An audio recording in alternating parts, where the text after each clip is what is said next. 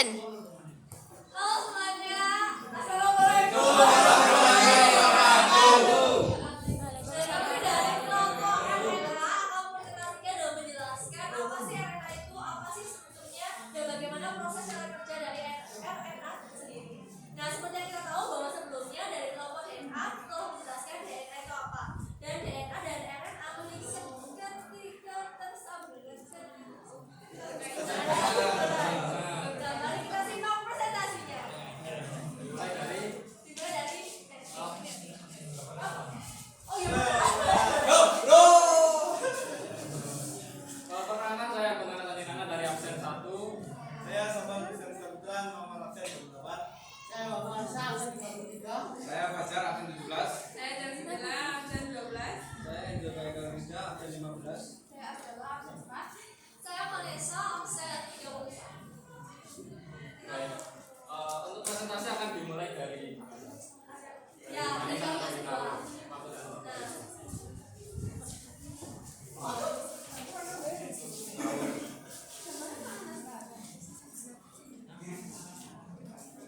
Jadi, di dalam RNA memiliki beberapa bagian atau struktur. Yang pertama ada adenin, uranin, yang ketiga ada silosin, dan yang terakhir ada guanin.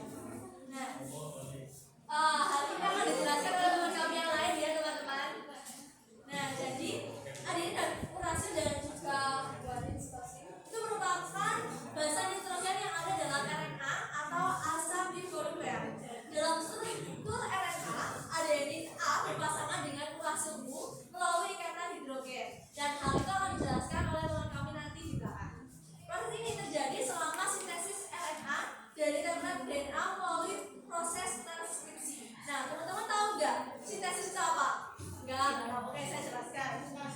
Jadi, sintesis adalah proses pembuatan atau pembentukan sesuatu yang baru dari bahan-bahan penyusun yang lebih sederhana.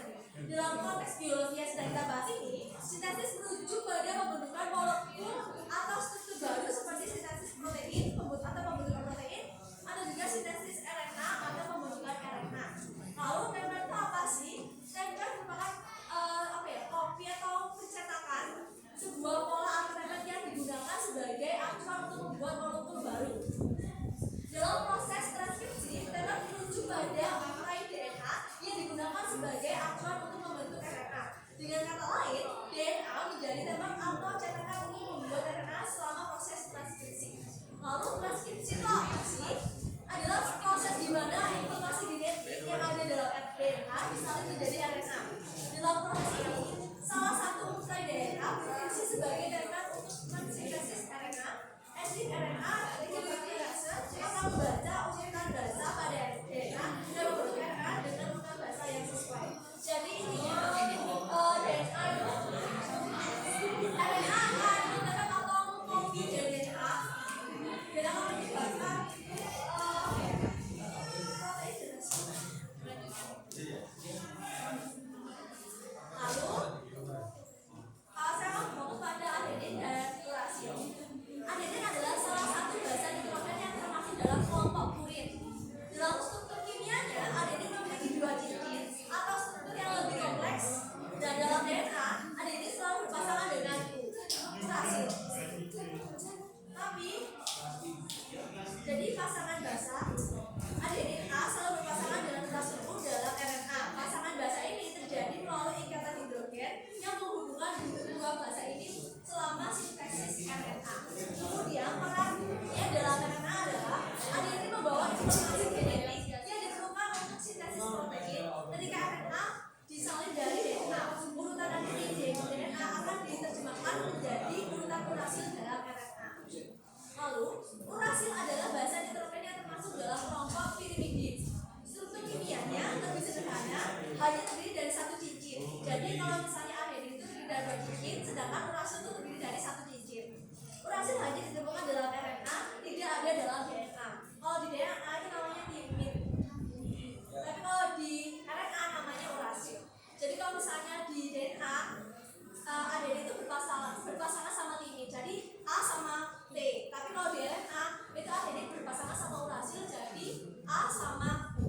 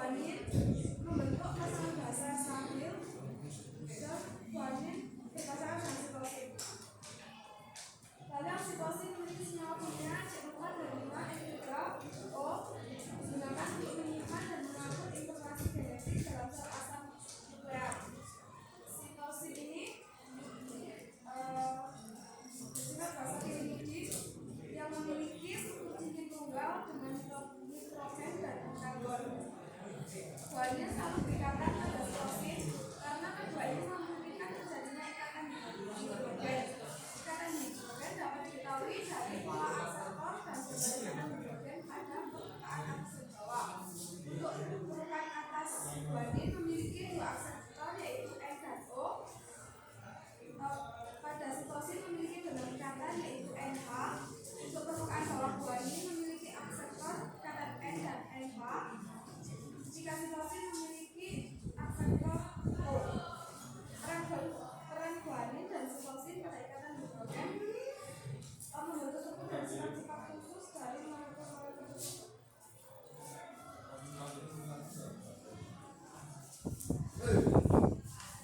Nah, itu kan dari tadi kita kan bahas tentang cincin. Nah, apa sih cincin itu? Dalam konteks kimia dan biologi, cincin mengacu pada struktur molekul berbentuk siklik, di mana atom-atom dalam molekul tersebut berhubungan satu sama lain membentuk pola tertutup yang menyerupai lingkaran atau cincin. Jadi kayak ini ya. Nah, itu disebut sama cincin. Jadi nanti kalau jelasin mana sih yang urasil, apa ini dan lain sebagainya. Nah, pada bahasa nitrogen dalam asam nuklear DNA dan RNA, cincin merujuk pada struktur heterosiklik, yaitu cincin yang mengandung unsur selain karbon, misalnya nitrogen. Cincin ini adalah bagian dari basa yang menyusun nukleotida, unit dasar DNA atau dan RNA. Nah, kalau di bahasa purin itu ada adenin sama guanin. Kalau di bahasa pirimidin itu ada sitosin, timin sama urasil. Kalau cincin purin adenin A dan guanin G memiliki dua cincin terhubung, sedangkan cincin pirimidin timin T dan sitosin C memiliki satu cincin, sedangkan urasil U hanya terdapat dalam RNA dan juga memiliki satu cincin. Jadi, fungsi cincin ini dalam bahasa nitrogen sangat penting dalam stabilitas dan fungsi DNA atau RNA. Ikatan antar basa dalam struktur molekul asam nukleat memungkinkan pembentukan struktur helix ganda pada RNA atau struktur helix tunggal pada RNA yang sangat penting untuk menyimpan dan mengolah informasi genetik. Selanjutnya adalah ciri-ciri dari RNA. Ciri yang pertama dari RNA itu adalah ditemukan di dalam sitoplasma, terutama di dalam ribosom dan juga di dalam nukleus. Ciri yang kedua adalah molekulnya merupakan untai tunggal. Ini tidak seperti DNA yang berbentuk ganda, tapi RNA ini bentuk untainya tunggal dengan rantai yang lebih pendek. Rantai tunggal RNA terbentuk dari ribonukleotida, yaitu gula ribose dan basa nitrogen. Ciri RNA yang ketiga dapat terdiri dari gula ribose, bukan gula deoksiribosa. Gula ribosa adalah gula 5 karbon dan 1 oksigen yang memiliki bonus hidroksil unit OH pada atom karbon kedua. Adanya gugus hidroksil yang reaktif secara kimia membuat RNA rentan terhadap hidroksis. Inilah mengapa RNA disebut lebih stabil daripada DNA. Dan selanjutnya Basa nitrogen atau A, B, dan C. Ciri-ciri RNA yang keempat yaitu terbentuk dari basa nitrogen adenin A, usin U, guanin G, dan sitosis C. Urasil pirimidin presisi RNA membentuk pasangan basa komplementer dengan adenin dan digunakan sebagai pengganti intimin dalam DNA. Di sini saya akan menjelaskan perbedaan dari DNA dan RNA. RNA memiliki rantai yang tunggal dan pendek, sedangkan rantai DNA sendiri memiliki rantai panjang dan panjang.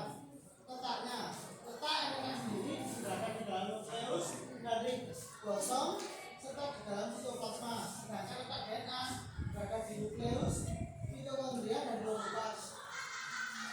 Untuk kadar DNA sendiri memiliki kadar tetap, sedangkan RNA ada berubah-ubah. Untuk fungsi DNA memiliki fungsi sebagai sintesis protein dan identitas, sedangkan RNA memiliki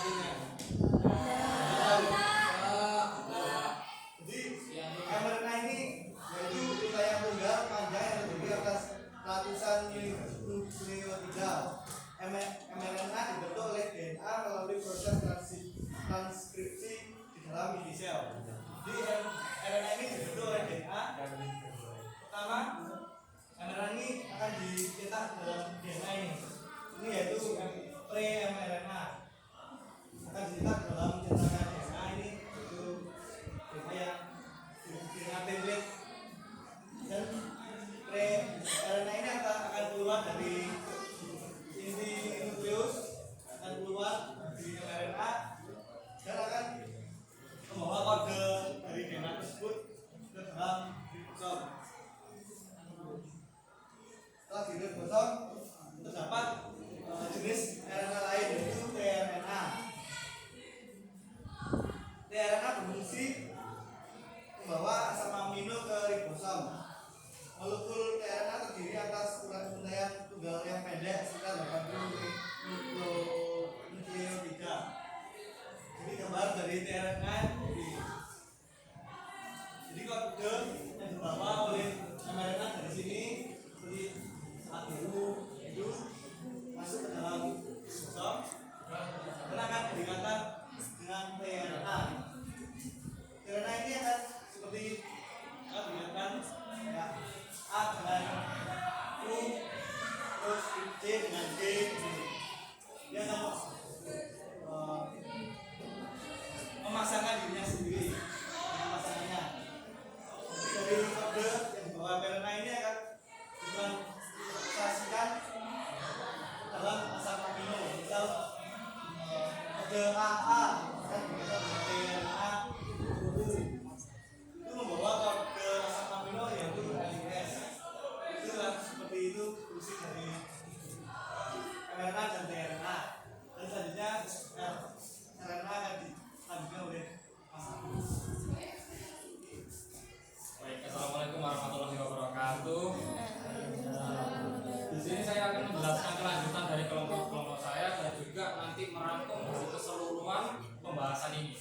Nah, kalau samanya tadi udah dijelaskan dari Vanessa sama Ardila itu tentang pengertiannya, tentang sinopsisnya dari penjelasan RNA, lalu dari penjelasan dan struktur RNA, lalu tadi dari Fajar, Enzo sama Bella itu dijelaskan bahwa ciri-ciri RNA itu seperti apa sih.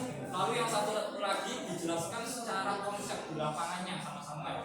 Itu ternyata RNA itu ada 3 jenis, tetapi masih sama Samuel itu dijelaskan masih 2. Nah, untuk jenis-jenis RNA itu sebenarnya ada 3 teman-teman. Ada M, T sama L. Nah, ini RNA. Nah, kalau dari sini kira-kira apa sih bedanya M, T sama R? Nah, kalau di sini itu ternyata M itu singkatannya messenger, T itu transfer dan R itu ribosom. Artinya messenger itu apa? Karena kalau kita lihat di sini ya, posisi mRNA itu ternyata itu dari DNA terlebih dahulu. Dari DNA keluar lalu DNA-nya itu diduplikat teman-teman, dicontoh oleh RNA. Nah, ini akhirnya dianggap mRNA atau messenger membawa pesan dari DNA untuk dikeluarkan dari nukleus. Nah, jadi mRNA itu di sini terlebih dahulu dikeluarkan. Jadi kayak nyetak DNA dahulu, menduplikat ke template, lalu keluar. Nah, ini yang bakal digunakan untuk sintesis protein nanti. Nah, dari sini ya, dari nukleus ini nanti akan keluar terlebih dahulu. Ini akan keluar menuju ribosom. Jadi perjalanannya itu pertama menduplikat DNA, keluar, lalu akan menuju ribosom yang mana terdekat dari nukleus ini masih ke sini. Nah, di ribosom kan sebenarnya kan kalau ini kan gambarnya lurus ya, ini gambarnya lurus. Nah, ribosom itu kayak di sininya. Nanti RNA akan masuk ke sini dan di sini akan diproses sintesis protein yang mana nanti saat mRNA masuk nanti gambarannya kayak gini. Jadi yang biru ini sebenarnya ini mRNA. Jadi pembawa pesannya ini akan diproses di sini. Nah, nanti akan diproses untuk diproses oleh tRNA. Jadi mRNA ini akan diketemukan dengan tRNA dan akan menjadi asam amino. Jadi kayak ada transfer RNA ditransfer jadi asam amino. Dan juga kalau tadi kan penjelasannya sama kayak gitu. Nah, terus kita mungkin bertanya-tanya lah, terus RNA itu buat apa? rRNA itu buat apa? Nah, rRNA adalah rRNA itu kayak RNA paling banyak, apa ya? Struktur paling banyak yang ada di ribosom. Jadi ribosom itu sebenarnya malah yang paling banyak bukan sel ribosom itu, tapi malah paling banyak itu rRNA yang mana mendominasi 60% ini. Jadi kayak rRNA itu buletan itu malah paling banyak itu rRNA. Nah, rRNA itu fungsinya adalah kan ini kan membawa dari luar. Ini kan dasarani. Nah, rRNA itu fungsinya untuk apa? Yaitu untuk mencetak ya. Jadi kayak di sini dicetak, diproses. Jadi kan ini kan datang. Nah, cara cek bertemu itu adalah tugasnya rRNA. Jadi ini pembawa pesan, ini penambah bahan, dan ini yang mencetaknya. Dicetak di dalam ribosom. Nah, mungkin kita bisa membahas secara lebih detail. Kan tadi ini secara jenis-jenis RNA dan fungsi-fungsinya itu seperti itu. Nah, saya di sini akan menjelaskan untuk detailnya. Nah, kira-kira apa sih? Apakah bentuk DNA, bentuk RNA itu emang kayak gini? Apakah emang lurus kayak gini? Ternyata bukan, teman-teman. Bentuknya DNA dan RNA itu sebenarnya kayak lebih kompleks dan kayak kalau diibaratkan itu kayak kerikil-kerikil. Nah, tadi mungkin udah dijelaskan di sini. Mungkin saya bisa disinggung sedikit. Nah, sebenarnya itu di sini ada struktur gula, struktur fosfat sama basa nitrogen. Yang mana itu kalau digambarkan di sini ya, di sini itu ada penggabungnya. Yang di sini itu namanya fosfat. Nah, lalu di sini itu nukleotida dan sebenarnya ini ada penggabungnya antara kedua ini.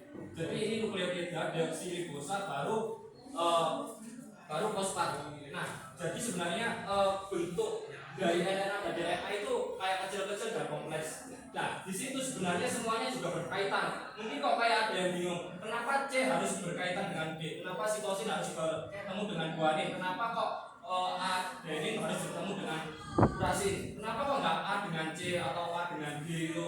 Nah, karena itu kayak sebenarnya udah ada pasangannya sendiri-sendiri. Nah, kalau semuanya kalau kita lihat dari strukturnya ya, ini kan A ke U atau P ke C ke G itu sebenarnya itu ada kalau A ke U itu akan ada dua garis dua titik yang apa ini namanya? Benar.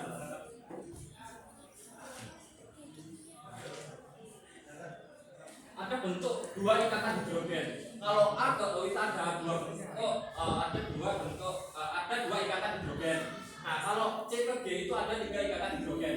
Oleh karena itu A itu nggak bisa berpasangan dengan C ataupun sebaliknya. Nah, kenapa kok ini kok bisa berpasangan? Nah, karena ini kalau kita lihat H2NA terus ini N sama ini O itu ternyata berikatan sama ini, berikatan sama ini. Kalau samanya berikatan dengan ini, kalau boleh tahu ini G, ini sitosin. Guanin sama sitosin itu bisa berpasangan karena ini ternyata juga ada 3 pasang hidrogen, ikatan hidrogen. Karena oleh karena itu guanin itu cuma bisa berikatan dengan sitosin. Tetapi adenin itu bisa berpasangan dengan U saat hanya di RNA saja. Kenapa kok ada pertanyaan? DNA kenapa kok berpasangan dengan timin? Adenin kenapa berpasangan dengan timin saat di DNA tetapi berpasangan dengan auksin saat di RNA? Nah, karena saat di DNA itu kalau nggak salah ya, ini setahu saya belum searching. Karena saat menggunakan timin itu masih ada oksigen, yang mana kalau nggak ada oksigen. Nah, kalau saat berpasangan dengan timin itu nggak ada oksigen, yang mana ciri-cirinya DNA itu kalau nggak ada oksigen maka akan duplikat, ada dua pasang, ada 1 pasang. Nah, kalau samanya di RNA itu cuma 1 pasang, 1 garis ini itu menggunakan urasin. Nah, karena itu mungkin sudah menjawab tentang yang pertama, jenis-jenisnya, tentang ciri-cirinya, pengertiannya, lalu dari konseptual RNA dari awal hingga akhir. Untuk detailnya nanti hasilnya untuk seperti apa atau proses detailnya gimana, nanti mungkin bisa dijelaskan oleh kelompok selanjutnya, atau mungkin yang ingin mendalami dari DNA-nya mungkin bisa mengeksplor dari kelompok sebelumnya. Mungkin cukup itu dari saya, kelompok saya bisa kembali.